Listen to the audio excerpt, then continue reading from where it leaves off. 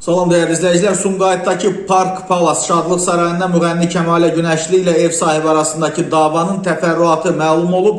Qafqaz İnfo'nun əldə etdiyi məlumata görə hadisə 10 iyun axşam saatlarında qeydə alınıb. Oğluna sünnət toyu keçirən Vəfa Mikailova 4 saatlıq çıxış üçün 4000 manata razılaşdığı Mirzəyeva Kəmalə Ələskər qızının, yəni Kəmalə Günəşlinin ifalarından razı qalmayıb və bu da davaya səbəb olub. Belə ki, toydan əvvəl Mikailova Kəmalə Günəşlinin prodüseri ilə əlaqə saxlayaraq onu toya dəvət edib və tərəflər 4000 manata razılaşıblar. Toy sahibi qarşı tərəfin kart hesabına elektron qaydada 300 manat beh göndərib.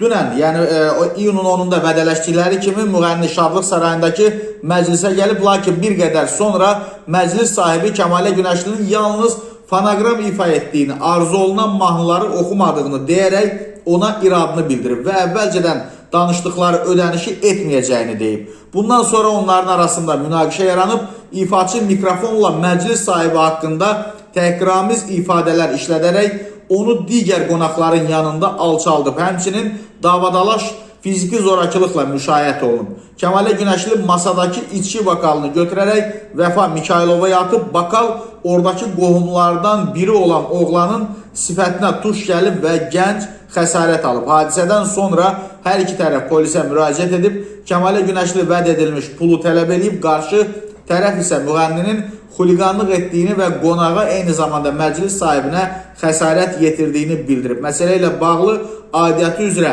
ekspertiza təyin edilib və araşdırmalar aparılır. Qeyd edək ki, bu barədə ilk məlumatı Ajans Az saytı yayıb.